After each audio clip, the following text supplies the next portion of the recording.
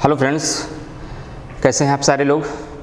एक बार फिर से करंट अफेयर के सीरीज़ में आप सभी लोगों का स्वागत है। आइए आज हम लोग न्यू टॉपिक स्टार्ट करेंगे महत्वपूर्ण नियुक्तियों के संबंध में। और कल के टॉपिक हम लोगों ने क्या पढ़ा था फ्रेंड्स, भारत वन रिपोर्ट पढ़ा था, जो कि मैंने बताया है कि बहुत इंपॉर्टेंट टॉपिक है फ्रेंड्स।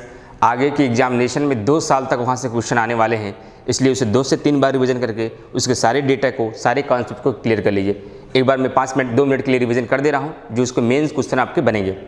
जैसे कि मैंने बताया कि हाल ही में दिसंबर 2019 में भारतीय वन रिपोर्ट जारी की गई। ये कौन सी रिपोर्ट थी? आपको पता है 16वीं वन रिपोर्ट थी। कौन सी रिपोर्ट थी? 16वीं वन रिपोर्ट थी। किसने जारी किया था? केंद्रीय वन और जलवायु परिवर्तन मंत्री प्रकाश जावड़ेकर ने इस रिपोर्ट को जारी किया था। कौन सी संस्था जारी करती है? भारतीय वन सर्वेक्षण। ये संस्थान कहाँ पर है? देहरादून में। इसकी स्थापना कब की गई, कब से ये जारी कर रही है? तो मैंने आपको बताया था 1987 से। और क्या ये प्रत्येक वर्ष जारी होती है, 5 वर्ष में जारी होती है या 2 वर्ष में? तो आपको मैंने ये भी बताया था ये प्रत्येक 2 वर्ष में ये जारी की जाती है। तो आपको ये ध्यान रखना है कि 16वीं भारतीय वन रिपोर्ट जारी की गई है। केंद्रीय वन एवं जलवायु परिवर्तन मंत्री प्रकाश जावड़ेकर ने इसे जारी किया है। और किसके द्वारा जारी किया जाता है, का प्रकाशन कौन करता है? भारतीय वन सर्वेक्षण, जो कहाँ पर है आपका? देहरादून में है। और इसकी स्थापना 1987 में हुई थी। और जो रिपोर्ट आई है ISFR, इसका फुल फॉर्म भी मैंने बताया था, Indian state forest report. ISFR के अनुसार ये बताया गया है कि 2017 की तुलना में 2019 में जो रिपोर्ट आई है, कुल वन और वृक्षावरण में जो वृद्धि हुई है वह कितनी वृद्धि थी फ्रेंड्स? 0.65% था। ठीक है। उसके बाद मैंने आपको बताया था 3 टॉप पॉइंट आपको बहुत याद रखने हैं, जहाँ से क्वेश्चन बनेंगे। क्या था कि भारत के कुल भौगोलिक क्षेत्रफल के कितने भाग पर वन वनावरण प्लस वृक्षावरण दोनों है? तो आपको मैंने बताया था 24.56। लेकिन अगर बात की जाए कि भारत के संपूर्ण क्षेत्रफल का कितने % भाग पर वनावरण है, तो 21.67। कितना है? 21.67 है। लेकिन अगर क्वेश्चन पूछा जाए कि भारत के संपूर्ण क्षेत्रफल का कितने भाग पर केवल वृक्षावरण है, अब की वनावरण नहीं है, केवल वृक्षावरण है, तो 2.89। मैंने तरीका क्या बताया था? लास्ट वाला पॉइंट याद रखना, 5, 6, 7, 8, 8, 9। और सबसे बड़ा जो है वन प्लस वनावरण 24.56, केवल वनावरण 21.67 और केवल वृक्षावरण वो आपका 2.89 है।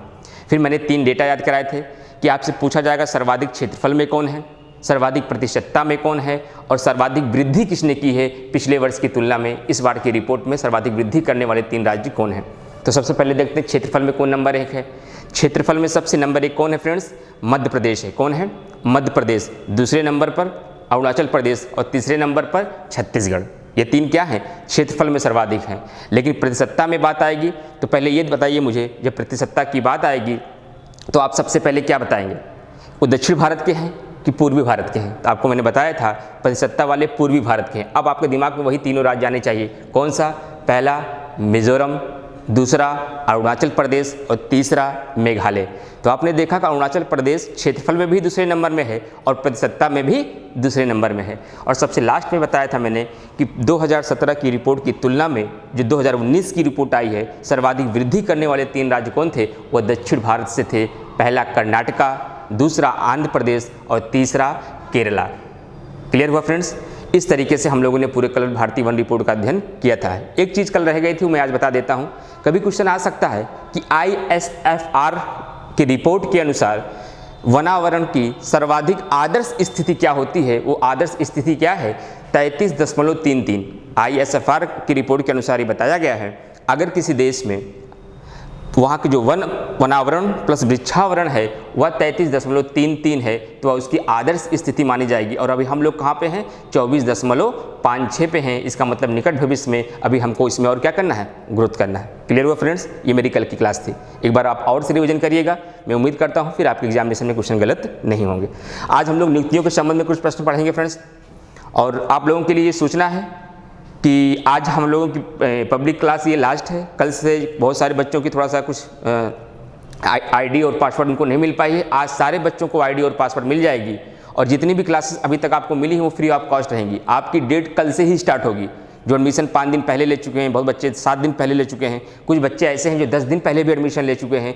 उन सारे बच्चों की डेट कल से ही स्टार्ट होगी, उसके बाद जितने एडमिशन होते जाएंगे उसी डेट से उसकी होगी। और मैंने जैसा कि इन्फॉर्मेशन दिया है कि 1 जनवरी 2020 से पूरा सिलेबस कवर किया जाएगा। और जिन बच्चों को अभी भी इसमें एडमिशन लेना है 7068507275 पे कॉन्टेक्ट करके इसमें एडमिशन ले लीजिए। स्पेशली क्लास 2020 PCS, खंड शिक्षा अधिकारी और समीक्षा अधिकारी के लिए पूरा कवरअप किया जाएगा। उसके अलावा जितने भी वनडे एग्जाम आपके लगने वाले हैं, NTPC, जेल वार्डन, पुलिस या दरोगा की वैकेंसी आने वाली है, सारी चीज़ों के लिए रेगुलर करंट अफेयर यहाँ से मिलेगा आपको और इसी तरीके से मिलेगा। तो जिनको एडमिशन होगा लेना है वो नंबर पर कॉन्टैक्ट करके एडमिशन ले सकते हैं। कल सारे लोगों को ID पासवर्ड मिल जाएगी और परसों से केवल उन्हीं को क्लास मिल पाएगी जिनका एडमिशन हुआ है। आइए देखते हैं महत्वपूर्ण नियुक्तियाँ। तो इसमें पहले हम देखते हैं संवैधानिक पदाधिकारी। कुछ ये बेसिक पद है, लेकिन कभी कभी क्या होता है वनडे एग्जामिनेशन में क्वेश्चन पूछ लिए जाते हैं और बच्चों से गलतियां हो जाती हैं। तो ध्यान रखिएगा, मैं नियुक्तियों को बताने के संबंध में केवल नियुक्तियां ही नहीं बताऊंगा, नियुक्तियों से रिलेटेड जो भी प्रश्न और कहीं से भी रिलेट हो, चाहे वो पॉलिटी से बनते होंगे, चाहे उसके समान ज्ञान से बनते होंगे, उन सारे प्रश्न पर हम चर्चा करेंगे। तो बिल्कुल भी आप तनाव मत लीजिएगा इस बात के लिए अगर कि सर आप सिर्फ नियुक्तियाँ बताइए, इतना डिटेल में क्यों बता रहे हैं, क्योंकि प्रश्न चारों तरफ से होते हैं और हमें पढ़ने की आदत में ये बनाना ही है कि हम किसी भी टॉपिक को लिंक करके पढ़ सकें, अन्य सब्जेक्ट से, सामान्य ज्ञान से, करंट से, इतिहास से उसको जोड़ के पढ़ सकें। जब ये टेंडेंसी हमारे अंदर डेवलप होगी तो किसी भी सब्जेक्ट में पकड़ बनाना आसान हो जाएगी। तो संवैधानिक पदाधिकारी में सबसे पहले देखते हैं राष्ट्रपति। तो वर्तमान में राष्ट्रपति कौन है? रामनाथ कोविंद है। ये क्वेश्चन किसी का गलत नहीं होगा, लेकिन गलत तब हो सकता है अगर क्वेश्चन जैसे ही पूछ लिया वर्तमान में भारत के राष्ट्रपति रामनाथ कोविंद हैं, व्यक्ति के अनुसार ये कौन से राष्ट्रपति हैं, तो वहाँ आपको दिक्कत हो जाती है। तो ध्यान रखिएगा, यही प्रश्न पूछा भी गया है कई बार एग्जामिनेशन में। तो व्यक्ति के अनुसार रामनाथ कोविंद तो 14वें भारत के राष्ट्रपति हैं, लेकिन जब कभी क्रम के अनुसार पूछा जाए तो क्रम के अनुसार 17वें हैं। ध्यान रखिएगा फ्रेंड, 14वें व्यक्ति के अनुसार और 17वें क्रम के अनुसार भारत के राष्ट्रपति रामनाथ कोविंद हैं। और ये कहाँ से संबंध रखते हैं? उत्तर प्रदेश, यूपी स्पेशल में भी ये क्वेश्चन पूछा जा सकता है, एक बार एग्जाम में आ भी चुका है अब तक। तो रामनाथ कोविंद उत्तर प्रदेश के कानपुर जिले से संबंध रखते हैं, तो यूपी से संबंध रखते हैं, इसको आप ध्यान रखिएगा। और इसका प्रावधान आपको पता है आर्टिकल 52 में किया गया है, पूरा आपको मैंने प्रेसिडेंट में वहाँ पॉलिटी में आप लोग पढ़े हुए हैं। उपराष्ट्रपति वर्तमान में कौन है? M वेंकैया नायडू। अब यहाँ से क्वेश्चन और क्या बन सकता है, कभी हो सकता है पूछ ले ऐसे कि उपराष्ट्रपति वर्तमान में भारत के M वेंकैया नायडू हैं। इसका प्रावधान किस अनुच्छेद में किया गया है? अनुच्छेद 63 में इसका प्रावधान किया गया है। और दूसरा प्रश्न यहाँ से ये बहुत अच्छा बनता है फ्रेंड्स, अक्सर आपके एग्जामिनेशन में पूछ लिया जाता है वर्तमान में भारत के राज्यसभा के सभापति कौन हैं, और आप ये जानते हैं कि भारत के उपराष्ट्रपति वेंकैया नायडू हैं, उसके बाद भी आंसर नहीं लगाते हैं। क्यों? क्योंकि आपको कन्फ्यूजन रहता है। तो इतना ध्यान रखिएगा, भारत का जो उपराष्ट्रपति होता है वही राज्यसभा का सभापति होता है। तो चाहे राज्यसभा का सभापति पूछा जाए, चाहे भारत का उपराष्ट्रपति पूछा जाए, उसका एक ही आंसर है फ्रेंड्स। क्या आंसर है? M वेंकैया नायडू। एकदम क्लियर हुआ। अब आते हैं नेक्स्ट पे, यहाँ से क्वेश्चन बनेगा, ये इंपॉर्टेंट है फ्रेंड्स, क्योंकि हाल ही में इसमें नियुक्ति हुई है। मैंने आपको बताया है कि नियुक्ति के संबंध में जिस 6, 7, 8 महीने में नियुक्तियाँ जो होती हैं वो नियुक्तियाँ बहुत इंपॉर्टेंट हो जाती हैं हमारे लिए। तो उच्चतम न्यायालय के जो मुख्य न्यायाधीश हैं वर्तमान में कौन है? न्यायमूर्ति शरद अरविंद बोबडे। नाम ध्यान रखिए फ्रेंड्स, यहाँ से प्रश्न आना है वनडे एग्जामिनेशन में। उच्चतम न्यायालय के जो मुख्य न्यायाधीश हैं वो न्यायमूर्ति शरद अरविंद बोबडे हैं। यहाँ से ये क्वेश्चन आपसे बनेगा, लेकिन ध्यान रखिएगा हो सकता है आपसे यहाँ क्रम पूछ लिया जाए। प्रश्न में ऐसे पूछा जाए कि वर्तमान में भारत के नए मुख्य न्यायाधीश अरविंद बोबडे को बनाया गया, ये भारत के कौन से मुख्य न्यायाधीश बने? तो आपको संख्या नहीं पता होगी, तब भी आपसे प्रश्न गलत हो जाएंगे। तो ध्यान रखिएगा, ये 47वें व्यक्ति हैं। कौन से व्यक्ति हैं? ये नोट्स में आप लोग नोट कर लीजिएगा। 46वें से पहले रंजन गोगोई साहब थे, उसके बाद ये 47वें भारत के मुख्य न्यायाधीश बनाए गए हैं। ये क्रम जरूर याद रखिएगा फ्रेंड्स, मैं बार बार आपसे कह रहा हूँ कि आपसे क्रम पूछा जाता है। उसके बाद यहीं पे इसका सामान्य ज्ञान भी देख लेते हैं। वनडे एग्जामिनेशन में, NTPC में, रेलवे में, बैंक में या वनडे पे कोई भी एग्जाम हो, पुलिस हो, दरोगा हो, वीडियो हो, हर जगह ये क्वेश्चन बन जाता है कि भारत के पहले मुख्य न्यायाधीश कौन रहे? भारत के पहले मुख्य न्यायाधीश जो थे फ्रेंड्स, हरिलाल जे कानिया थे। याद रखिएगा, कौन थे? हरिलाल जे कानिया थे। और उससे भी ज़्यादा बढ़िया प्रश्न ये बनता है फ्रेंड्स कि भारत के पहली महिला मुख्य न्यायाधीश कौन थी? ये प्रश्न बहुत बार आपके एग्जामिनेशन में आया है। तो भारत की पहली महिला न्यायाधीश फातिमा बीबी थी। तो ये क्लियर हो गया आपके। वर्तमान में भारत के मुख्य न्यायाधीश अरविंद बोबडे जी हैं। तो कौन से हैं? 47वें में हैं। और भारत के प्रथम जो मुख्य न्यायाधीश थे हरिलाल जे कानिया थे, और भारत की प्रथम महिला मुख्य न्यायाधीश जो थी वो फातिमा बीबी थी। यहाँ तक क्लियर हुआ फ्रेंड्स? आगे चलते हैं हम लोग। दूसरा है अटॉर्नी जनरल ऑफ इंडिया, जिसे हम लोग क्या बोलते हैं, महान्यायवादी। तो ध्यान रखिएगा, इसका कभी कभी आर्टिकल भी पूछा जा सकता है। तो भारत के महान्यायवादी का प्रावधान अनुच्छेद 76 में किया गया। किसमें किया गया है? अनुच्छेद 76 में किया गया है, ये आप नोट कर लीजिएगा। और वर्तमान में जो भारत के महान्यायवादी हैं वो के वेणुगोपाल हैं। ध्यान रखिएगा, के वेणुगोपाल हैं। प्रश्न यहाँ से कम बनने के चांसेस हैं, लेकिन आप इस समान ज्ञान के रूप में से याद रखिएगा। जो इंपॉर्टेंट होगा मैं बताता चलूंगा आपको। अगला क्वेश्चन है कि राज्यसभा के उपसभापति कौन है? सभापति कौन है? जो भारत के उपराष्ट्रपति हैं वही राज्यसभा के सभापति हैं। लेकिन प्रश्न अगर ये पूछा जाए आपसे एग्जामिनेशन में कि राज्यसभा के उपसभापति कौन हैं, तो राज्यसभा के उपसभापति हरिवंश नारायण सिंह हैं। क्लियर हुआ फ्रेंड्स? लोकसभा अध्यक्ष, ये इंपॉर्टेंट है आपके लिए, बहुत ही ज़्यादा इंपॉर्टेंट है, मैंने इस पर स्टार लगा दिया है। यहाँ से सामान्य ज्ञान का भी क्वेश्चन इंपॉर्टेंट है और करंट का भी क्वेश्चन इंपॉर्टेंट है। अभी हाल ही में 17वीं लोकसभा का गठन हुआ और 17वीं लोकसभा के गठन होने के पश्चात लोकसभा जो अध्यक्ष बनाए गए वो कौन बनाए गए फ्रेंड्स? ओम बिड़ला। कौन बनाए गए हैं? ओम बिड़ला बनाए गए हैं। इसे आप ध्यान रखिएगा, यहाँ से प्रश्न पूछा जाएगा।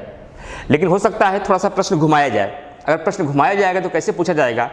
17वीं लोकसभा में लोकसभा के नए अध्यक्ष ओम बिड़ला को बनाया गया है। ओम बिड़ला किस निर्वाचन क्षेत्र के सांसद हैं या किस राज्य के सांसद हैं? तो आप ध्यान रखिएगा, राजस्थान के कोटा क्षेत्र के ये सांसद हैं। कहाँ के? राजस्थान के कोटा क्षेत्र के ये सांसद हैं। और दूसरा प्रश्न एक और बन सकता है, मैंने यहाँ लिखा नहीं है फ्रेंड्स, मैं आपको ही बता देना चाहता हूँ, उसे आप लोग नोट्स में लिख लीजिएगा। एक प्रश्न जब कोई नई लोकसभा का गठन होता है तो एक प्रश्न प्रो टेम स्पीकर को लेकर बनता है कि ये प्रश्न आपके एग्जाम में आ सकता है कि वर्तमान में भारत 17वीं लोकसभा के चुनाव के पश्चात भारत के प्रो टेम स्पीकर कौन बनाए गए? तो प्रो टेम स्पीकर मैं यहाँ लिख दे रहा हूँ डॉक्टर वीरेंद्र कुमार। कौन बनाए गए? डॉक्टर वीरेंद्र कुमार। ध्यान रखिएगा, ये प्रश्न बन सकता है कि हाल ही में 17वीं लोकसभा का चुनाव हुआ और 17वीं लोकसभा के चुनाव में जो प्रोटेम स्पीकर बनाया गया, किससे बनाया गया है? तो प्रोटेम स्पीकर बनाया गया है डॉक्टर वीरेंद्र कुमार को बनाया गया है, जो मध्य प्रदेश राज्य से आते हैं और वहाँ से 7 बार एक संसदीय क्षेत्र के सांसद भी ये रह चुके हैं। अब सवाल उठता सर प्रोटेम स्पीकर हम लोग पहली बार सुन रहे हैं, तो जब कभी पॉलिटी पढ़ने का मौका होगा वहाँ हम लोग डिस्कस करेंगे। यहाँ शॉर्ट में इतना समझिए कि प्रोटेम स्पीकर कोई अन्य व्यक्ति नहीं होता है, बल्कि लोकसभा के सदस्यों के बीच से जो सबसे वरिष्ठतम सदस्य होता है उसे ही चुना जाता है। और वह प्रोटेम स्पीकर का काम सिर्फ इतना होता है कि नवनिर्वाचित लोकसभा के सदस्यों के प्रमाण पत्रों की जाँच करना और उनका शपथ ग्रहण कराना। और जैसे ही यह कार्य पूरा होता है तो प्रोटेम स्पीकर का पद स्वतः समाप्त हो जाता है, वह सामान्य सांसद की तरह कार्य करने लगता है। और 17वीं लोकसभा का गठन के पश्चात जो भारत के प्रोटेम स्पीकर बनाए गए थे लोकसभा में, वो लोकसभा के प्रोटेम स्पीकर कौन था फ्रेंड्स? डॉक्टर वीरेंद्र कुमार थे। और डॉक्टर वीरेंद्र कुमार किस राज्य से आते हैं? मध्य प्रदेश से आते हैं। यहाँ तक क्लियर हुआ? आगे चलते हैं। राज्यसभा के विपक्ष के नेता, तो राज्यसभा के विपक्ष के नेता गुलाम नबी आज़ाद हैं। और ध्यान रखिएगा, जैसे ही मैंने राज्यसभा के विपक्ष के नेता की बात कही, आपके दिमाग में आया होगा सर लोकसभा के विपक्ष के नेता भी बता दिया जाए। यहाँ से प्रश्न बन सकता है। क्यों बन सकता है? थोड़ा सा इस बार अपवाद है, इसलिए बन सकता है। वर्तमान में जो लोकसभा में विपक्ष के नेता हैं, अगर ये प्रश्न आएगा तो वर्तमान में लोकसभा के विपक्ष के नेता का पद खाली है फ्रेंड्स। आप कोई ना कोई ऑप्शन लगा के आंसर आएंगे, जबकि नहीं, जो भी आएगा उसमें आपको आंसर यही लगाना है, इनमें से कोई नहीं। क्योंकि वर्तमान में 17वीं लोकसभा के बाद लोकसभा के जो विपक्ष के नेता होते हैं उसका पद खाली है। सवाल उठता सर पद खाली क्यों है? क्योंकि हमारे संविधान में ऐसी व्यवस्था की गई है कि लोकसभा का विपक्ष का नेता वही होगा जो लोकसभा के कुल सदस्य संख्या का कम से कम 1/10 सीटें जिसे प्राप्त होंगी। तो जैसा कि आपको पता है कि लोकसभा की अधिकतम सीट 552 होती है, 2 आंगल भारतीय होते हैं, तो मतलब कि 550 होती है। और 550 का जब 1/10 करेंगे, इसका मतलब ये हुआ कि जब तक किसी पार्टी को, जो दूसरी पार्टी होगी, पहली पार्टी तो सरकार बनाती है, जो दूसरी सबसे बड़ी पार्टी होगी, उस पार्टी में अगर न्यूनतम जब तक 55 सीटें प्राप्त नहीं होंगी, तब तक विपक्ष का लोकसभा में नेता नहीं बनाया जाएगा। और इस बार चुनाव हुआ उसका दुर्भाग्य ये रहा कि 52 सीटें केवल कांग्रेस को मिली हैं, जबकि 303 सीटों के साथ भाजपा ने सरकार बनाई। और 52 सीटें होने के नाते उसने वो कोरम पूरा नहीं किया जो कोरम होना चाहिए लोकसभा के विपक्ष के नेता के लिए, इसीलिए वो इस बार लोकसभा में विपक्ष का नेता का पद खाली है। क्लियर हुआ फ्रेंड्स? एकदम आगे चलते हैं हम लोग। उसके बाद आता है नियंत्रक एवं महालेखा परीक्षक, जिसे हम बोलचाल की भाषा में CAG बोलते हैं, controller and auditor general of India. और CAG का प्रावधान हमारे अनुच्छेद 148 में किया गया है। मैं अनुच्छेद इसलिए बताता चल रहा हूँ, कई बार एग्जामिनेशन में ये प्रश्न हो गया है एग्जाम में डायरेक्ट पूछेगा। वर्तमान में भारत के नियंत्रक और महालेखा परीक्षक राजीव महिर्ष हैं और नियंत्रक एवं महालेखा परीक्षक का प्रावधान किस अनुच्छेद में किया गया है, डायरेक्ट ऐसे क्वेश्चन पूछ सकता है। तो ध्यान रखिएगा, नियंत्रक एवं महालेखा परीक्षक का प्रावधान अनुच्छेद 148 में, जबकि महान्यायवादी का प्रावधान अनुच्छेद 76 में किया गया है। यहाँ तक क्लियर हो फ्रेंड्स? आगे चलते हैं हम लोग। यहाँ पे एक समान ज्ञान याद रखिएगा। हो सकता है कभी एग्जामिनेशन में समान ज्ञान के रूप में पूछा जाए कि भारत के पहले नियंत्रक और महालेखा परीक्षक कौन रहे स्वतंत्रता के पश्चात। तो पहले नियंत्रक और महालेखा परीक्षक वी नरहरि राव रहे। कौन रहे फ्रेंड्स? वी नरहरि राव रहे। क्लियर हुआ? अब हम लोग आगे चलते हैं। यहाँ से चलने से पहले थोड़ा 2 पेज आगे थोड़ा सा यहाँ पे आपको पहले मैं आपको ये बता देना चाहता हूँ मुख्य निर्वाचन आयुक्त, क्योंकि संवैधानिक पद में ये भी एक महत्वपूर्ण है। तब हम लोग पीछे वाले पे तीनों सेनाओं के प्रमुख में चलेंगे। ध्यान रखिएगा, मुख्य निर्वाचन आयुक्त। मुख्य निर्वाचन आयुक्त को लेकर सवाल बहुत अच्छे बनते हैं और अभी हाल ही में कुछ परिवर्तन हुआ है तो क्वेश्चन यहाँ से खूब बनेंगे फ्रेंड्स। तो हाल ही में जो वर्तमान में मुख्य निर्वाचन आयुक्त हैं फ्रेंड्स कौन है? सुनील अरोड़ा हैं। इनका क्रम क्या है? ये 23वें मुख्य निर्वाचन आयुक्त भारत के बनाए गए हैं। जबकि अभी मैंने बताया जो सर्वोच्च न्यायालय के मुख्य न्यायाधीश बनाए गए हैं वो कौन बनाए गए हैं? तो 47वें क्रम थे जो अरविंद बोबडे साहब थे।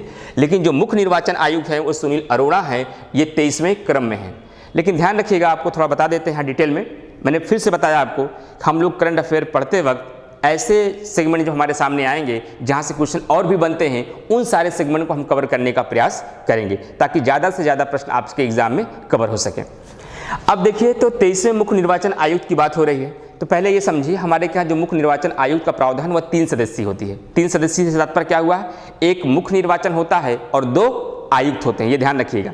तो इस समय वर्तमान में जो मुख्य निर्वाचन आयुक्त हैं वह सुनील अरोड़ा हैं और जो चुनाव आयुक्त हैं वो 2 जो हैं, एक अशोक लवासा हैं और दूसरे सुशील चंद्रा हैं। ध्यान रखिएगा, पहले सुनील अरोड़ा साहब भी कहाँ थे? यहाँ थे, ये आयुक्त थे। कब? तब आयुक्त थे जब भारत के 22वें मुख्य निर्वाचन आयुक्त कौन थे? जब आपके ओम प्रकाश रावत थे।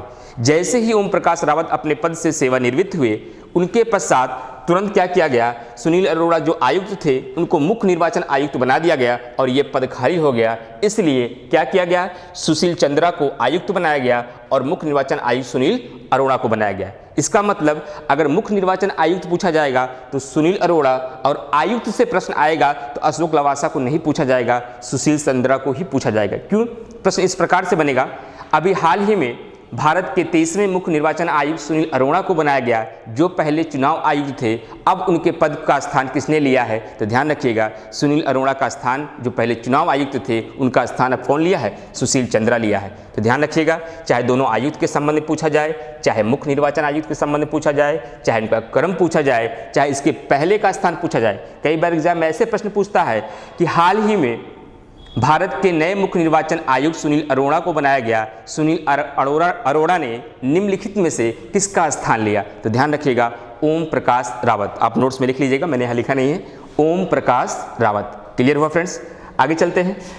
तो भारत के प्रथम मुख्य निर्वाचन आयुक्त कौन थे? ये सामान्य ज्ञान, ध्यान देखिए, सामान्य ज्ञान का प्रश्न यहाँ से बनेगा। वनडे एग्जामिनेशन वाले जो बच्चे एनटीपीसी वाले हैं, रेलवे वाले हैं, वो बच्चे यहाँ पे जरूर फोकस करेंगे, यहाँ से प्रश्न खूब बनता है। तो भारत के पहले मुख्य निर्वाचन आयुक्त जो थे वो सुकुमार सेन थे। कौन थे फ्रेंड्स? सुकुमार सेन थे। यहीं पे एक क्वेश्चन और बता देते हैं जो पॉलिटी को लेकर कभी कभी एग्जाम में आता है कि कभी आता है सर मुख्य निर्वाचन आयुक्त क्या होता है, क्या कार्य होता है इसका? तो ध्यान रखिएगा, केंद्र और राज्य के सभी निर्वाचन को ये संपन्न कराता है निष्पक्ष और स्वतंत्र तरीके से। तो कई बार बच्चे ये गलती कर देते हैं, कभी कभी एग्जाम में प्रश्न कई बार आया है कि राज्य विधानसभाओं का चुनाव कौन कराता है? तो बच्चे मार्क के आते हैं राज्य निर्वाचन आयोग। तो फ्रेंड्स यहाँ कन्फ्यूजन नहीं रखना है, भारत का निर्वाचन आयोग केंद्र और राज्य दोनों के चुनाव को संपन्न कराता है। तो सवाल उठता है सर राज्य निर्वाचन आयोग फिर क्या कराता है? राज्य निर्वाचन आयोग केवल नगरपालिका और पंचायतों का चुनाव कराता है, बाकी सारे चुनावों को संपन्न कराने का कार्य मुख्य निर्वाचन आयुक्त करता है। उम्मीद करते हैं मुख्य निर्वाचन आयुक्त से संबंध में सारे कॉन्सेप्ट आपके क्लियर हो गए होंगे। आगे बढ़ते हैं फ्रेंड्स, वहाँ जो हम लोग का मिस हो गया था वहाँ पहले आपको क्लियर कर देते हैं, फिर इधर आते हैं हम लोग। तीनों सेनाओं के प्रमुख वनडे एग्जामिनेशन के लिए इंपॉर्टेंट है। बड़ी एग्जामिनेशन में यहाँ से प्रश्न कम बनते हैं, लेकिन छोटे एग्जामिनेशन में यहाँ से प्रश्न खूब बनते हैं। छोटे वाले जितने भी वनडे एग्जामिनेशन के बच्चे हैं, NTPC, railway, jail warden, police, वहाँ के बच्चे ध्यान दीजिए। तीनों सेनाओं के जो प्रमुख होते हैं, तो 3 सेनाएं होती हैं जैसा कि आपको पता है, वायुसेना अध्यक्ष, नौसेना अध्यक्ष और थल सेना अध्यक्ष। तो वायुसेना अध्यक्ष वर्तमान में कौन है? Air chief marshal Rakesh Kumar Bhadauria हैं। नौसेना अध्यक्ष कौन है? एडमिरल करमवीर सिंह हैं, और जो थल सेना अध्यक्ष हैं जनरल मनोज मुकुंद नरवणे हैं। और ये इंपॉर्टेंट है क्योंकि अभी इन्हें ही तीनों में हाल ही में बनाया गया है, इसलिए एग्जाम में आने की संभावना ज़्यादा थल सेना अध्यक्ष की है। क्लियर हुआ फ्रेंड्स? एक एग्जामिनेशन में पॉलिटी का क्वेश्चन बन जाता है यहीं से क्या कि इन तीनों सेनाओं का जो प्रमुख होता है वह प्रमुख कौन होता है। तो मैंने आपको बताया भी था जब पॉलिटी के राष्ट्रपति हम लोग पढ़ रहे थे कि इन तीनों सेनाओं का जो प्रमुख होता है वह भारत का राष्ट्रपति होता है। क्लियर? तो आगे चलते हैं फ्रेंड्स हम लोग। प्रमुख मंत्रालयों के प्रमुख, यहाँ से क्वेश्चन बहुत कम बनते हैं, अगर बनेगा तो यही प्रश्न 2 बन सकते हैं क्योंकि अभी हाल ही में ये नियुक्तियाँ हुई हैं। कैबिनेट सचिव, जो हमारे ब्यूरोक्रेसी का सबसे बड़ा पद है वो कैबिनेट सचिव का होता है। आपको पता होना चाहिए कि जो IAS 21 और 22 साल की एज में बनते हैं वो अपने रिटायरमेंट के समय तक, लास्ट तक जाते जाते वो भारत के कैबिनेट सचिव बनते हैं। ये हमारे ब्यूरोक्रेसी का सबसे बड़ा पद है फ्रेंड्स। और वर्तमान में भारत के जो कैबिनेट सचिव हैं वह राजीव गौबा हैं, और जो विदेश सचिव हैं वो हर्षवर्धन श्रृंगला हैं। इन दोनों को याद रखिएगा क्योंकि हाल ही में बनाए गए हैं। और जो गृह सचिव हैं वो अजय कुमार भल्ला हैं। तो यहाँ से 3 क्वेश्चन बन सकते हैं वनडे एग्जाम में, तो इससे भी आप ध्यान रखिएगा। और यहाँ से कोई प्रश्न नहीं बनेगा सामान्य ज्ञान में, इसलिए मैंने यहाँ पे बहुत डिटेल नहीं किया। प्रमुख आयोगों के अध्यक्ष, ये बहुत इंपॉर्टेंट, ये टॉपिक ही बहुत इंपॉर्टेंट है फ्रेंड्स। कभी हम लोग पॉलिटी में मौका मिला तो इसको बहुत डिटेल विस्तार में पढ़ेंगे, लेकिन आज करंट अफेयर इशू से जितना हो सकता है मैं सोचूंगा कवर करूंगा। नीति आयोग के अध्यक्ष, पहली बात ध्यान दीजिएगा कि नीति आयोग का गठन कब हुआ। तो नीति आयोग का गठन 1 जनवरी 2015 को हुआ। कब हुआ? 1 जनवरी 2015 को नीति आयोग का गठन किया गया। ध्यान रखिएगा फ्रेंड्स, जो नीति आयोग बनाया गया है ये योजना आयोग का ही दूसरा नाम है। जब योजना आयोग को समाप्त किया गया उसके स्थान पर जो नया संस्था बनी उसका नाम रखा गया नीति आयोग। और नीति का फुल फॉर्म भी कभी कभी एग्जामिनेशन में पूछा जाता है, तो आप लोग सारे बच्चे इसको नोट्स कर लीजिएगा, मैंने लिखा नहीं है। National information of transforming India, national information of transforming India, ये तीसरा फुल फॉर्म हो गया। मैंने 2 फुल फॉर्म पहले भी बता दिए हैं, UNEP और दूसरा बताया था ISFR, और तीसरा फुल फॉर्म हुआ नीति का, national informing of transforming India. ये क्वेश्चन आपके एग्जामिनेशन में बनता है, तो तीनों को एक जगह आप नोट कर लीजिएगा ताकि एग्जामिनेशन में फिर हो जाए। एक बार मैं फिर से रिपीट कर दे रहा हूँ, national information of transforming India. Clear हुआ? अब सवाल उठता है कि नीति आयोग के वर्तमान में अध्यक्ष कौन है। तो नीति आयोग के जो वर्तमान में अध्यक्ष हैं वो नरेंद्र मोदी हैं। क्यों? क्योंकि हमारे संविधान में ये व्यवस्था की गई है कि जो नीति आयोग का अध्यक्ष होगा या योजना आयोग के जो अध्यक्ष होते हैं वह भारत का जो प्रधानमंत्री होते हैं वही होते हैं, और वर्तमान में भारत के प्रधानमंत्री नरेंद्र मोदी हैं। इसलिए नीति आयोग के जो वर्तमान के अध्यक्ष हैं वह कौन है? नरेंद्र मोदी हैं। लेकिन उपाध्यक्ष कौन है? उपाध्यक्ष राजीव कुमार हैं। बहुत इंपॉर्टेंट है फ्रेंड्स, कई बार एग्जामिनेशन में क्वेश्चन आ गया है और फिर निकट भविष्य में आने की संभावना यहाँ से है। लेकिन जो मुख्य कार्यकारी अधिकारी हैं CEO, चीफ एग्जीक्यूटिव ऑफिसर, वह कौन है? वह अमिताभ कांत हैं। कौन है? अमिताभ कांत हैं। अब यहीं से करंट अफेयर अगर आप ध्यान दीजिएगा, थोड़ा सा सामान्य ज्ञान इसका समझना चाहिए, ये क्वेश्चन पूछा जा सकता है कि नीति आयोग के जो प्रथम उपाध्यक्ष बनाए गए थे, ध्यान रखिए अध्यक्ष नहीं होगा, ये उपाध्यक्ष होगा।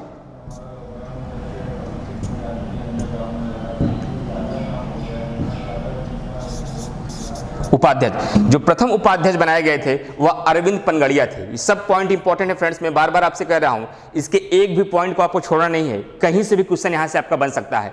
तो ये नीति आयोग के जो वर्तमान के अध्यक्ष हैं नरेंद्र मोदी हैं, और जो उपाध्यक्ष हैं वह राजीव कुमार हैं, जो मुख्य कार्यकारी अधिकारी हैं अमिताभ कांत हैं। लेकिन ये भी ध्यान रखिएगा जो नीति आयोग के प्रथम उपाध्यक्ष बनाए गए थे वह अरविंद पनगड़िया बनाए गए थे। यहाँ तक क्लियर हुआ? फिर इसे क्या कहा जाता है? इसे थिंक टैंक भी कहा जाता है, ये ध्यान रखिएगा, इसे थिंक टैंक भी कहा जाता है।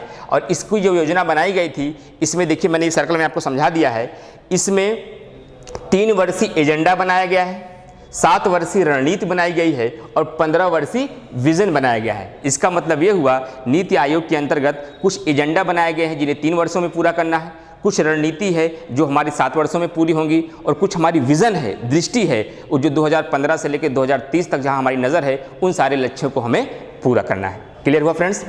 अब हम जान लेते हैं, आपको यहाँ पे थोड़ा सा बता देते हैं कि सर आपने बता दिया नीति आयोग योजना आयोग का ही परिणाम है, तो योजना आयोग का गठन कब हुआ था? तो योजना आयोग का गठन 15 मार्च 1950 को हुआ था और उसके प्रथम अध्यक्ष कौन रहे होंगे? जो भारत के प्रथम प्रधानमंत्री रहे होंगे। और भारत के प्रथम प्रधानमंत्री कौन थे? पंडित जवाहरलाल नेहरू थे। और लेकिन एक प्रश्न कभी कभी बनता है कि योजना आयोग के प्रथम उपाध्यक्ष कौन थे? तो फ्रेंड्स याद रखिएगा, योजना आयोग के जो प्रथम उपाध्यक्ष थे वह गुलजारी लाल नंदा थे। मैंने यहाँ नहीं लिखा है, उसे आप लोग नोट्स में नोट कर लीजिए।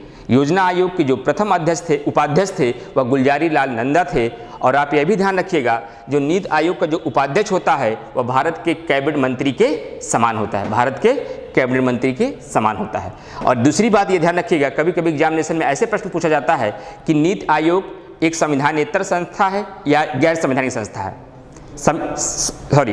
प्रश्न ये बनता है कि नीति आयोग एक संवैधानिक संस्था है या गैर संवैधानिक संस्था है। तो ध्यान रखिएगा, नीति आयोग हमारी एक संवैधानिक संस्था नहीं है, क्योंकि इसके संविधान के किसी अनुच्छेदों में इसका प्रावधान नहीं किया गया है। तो इसी गैर संवैधानिक के लिए हमारे संविधान में एक शब्द आता है संविधानेतर। क्या आता है? संविधानेतर। संविधानेतर का मतलब भी होता है गैर संवैधानिक। तो यहाँ कंफ्यूज मत होइएगा, ऐसा भी प्रश्न अगर पूछा जाता है तो आप अच्छे से आंसर देके आइएगा।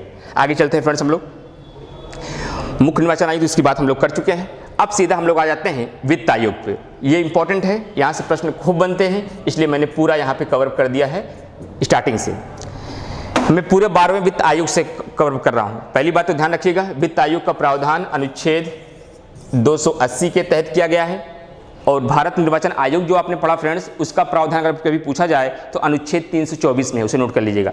अगर भारत निर्वाचन आयोग के अनुच्छेद पूछा जाएगा तो भारत निर्वाचन आयोग का प्रावधान अनुच्छेद 324 से 329 तक किया गया है। तो एग्जामिनेशन में डायरेक्ट प्रश्न अगर बनेगा तो 324 आंसर आप लगा के आइएगा। उसके बाद ध्यान देना है वित्त आयोग का प्रावधान अनुच्छेद 280 में किया गया है।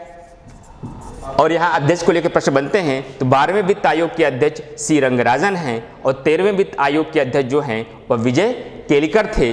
और 14वें वित्त आयोग के जो अध्यक्ष थे वो वाई रेड्डी हैं।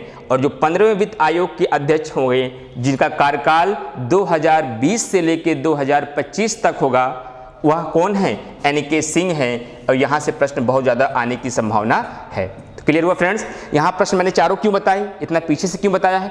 कई बार एग्जामिनेशन में ये क्वेश्चन पूछा गया है कि सारे वित्त आयोगों को दे दिया गया, क्वेश्चन बता दिया गया 12वें, 13वें, 14वें, 15वें, और इधर उनके नाम दे दिए गए और मिलान करने के लिए एग्जाम में प्रश्न आ गया। तो आप 12वें से पूरा कंप्लीटली याद रखिएगा कि 12वें वित्त आयोग के अध्यक्ष सी रंगराजन, 13वें वित्त आयोग के अध्यक्ष विजय केलकर, 14वें वित्त आयोग के अध्यक्ष YV रेड्डी। तो आपको पता होना चाहिए रंगराजन, YV रेड्डी और विजय केलकर ये क्या थे? ये आपके RBI के गवर्नर भी थे, ये भी आप याद रखिएगा। और जो 15वां वित्त आयोग होगा जिसका कार्यकाल कब से कब होगा, अभी हमारा 14वां वित्त आयोग चल रहा है, जो 15वें वित्त आयोग का कार्यकाल होगा 2020 से लेकर 2025 तक होगा। और इसके अध्यक्ष जो बनाए गए हैं वो NK सिंह हैं। और यहाँ पे अगर सामान्य ज्ञान पूछा जाएगा तो पहले वित्त आयोग के जो अध्यक्ष थे वो KC नियोगी थे। कौन थे? KC नियोगी। यहाँ से कई बार प्रश्न बना है, इसे भी आप ध्यान रखिएगा। तो पूरा कॉन्सेप्ट वित्त आयोग का हमारा क्लियर हो गया। और वित्त आयोग का कार्य जो होता है फ्रेंड्स, इसका कार्य सिर्फ इतना होता है, केंद्र और राज्य के मध्य करों का बंटवारा करना, टैक्सेस डिस्ट्रीब्यूशन करना इसका कार्य होता है। और इसका प्रावधान हमारे संविधान के अनुच्छेद 280 में किया गया है। तो पूरा नोट्स आप अच्छे से बनाइए, एक बार रिवीजन करिए। इस तरीके से हम पूरी नियुक्तियां पढ़ेंगे। और कल के बाद जब हमारी क्लास आपको सीधा वेबसाइट पे मिलेगी, तो वेबसाइट पे जब क्लास मिलेगी हम लोग अब एक टॉपिक को लेंगे। अभी हमारी कैसी क्लास चल रही थी फ्रेंड्स? हमारी मिक्सिंग क्लास चल रही थी। हम लोग अब क्या करेंगे, हम लोग पूरा क्लास जो अब करेंगे टॉपिक वाइज करेंगे। हम लोग फिर पुरस्कार पे आएंगे और एक एक टॉपिक को 1 जनवरी 2020 से कवरअप करते हुए जून तक पहुंचेंगे। और जब सारे टॉपिक को कवरअप कर लेंगे फिर हमारे लिए काम आसान हो जाएगा। फिर डेली का डेली करंट अफेयर हम लोग तैयार करते चलेंगे। इस प्रकार से हमारी करंट अफेयर पे एक मजबूत पकड़ बन जाएगी। तो जितने बच्चों को एडमिशन लेना है फ्रेंड्स, वो आप कॉन्टैक्ट करके एडमिशन ले सकते हैं। और इस तरीके से रेगुलर क्लास आपको मिलती रहेगी। उम्मीद करते हैं फ्रेंड्स वीडियो आपको पसंद आ रहे होंगे। अपने दोस्तों में, अपने लोगों में और लोगों में इसे शेयर करिए ताकि सब लोगों की करंट पे एक मजबूत पकड़ बन सके। मिलते हैं फ्रेंड्स नेक्स्ट वीडियो में। Thank you all of you.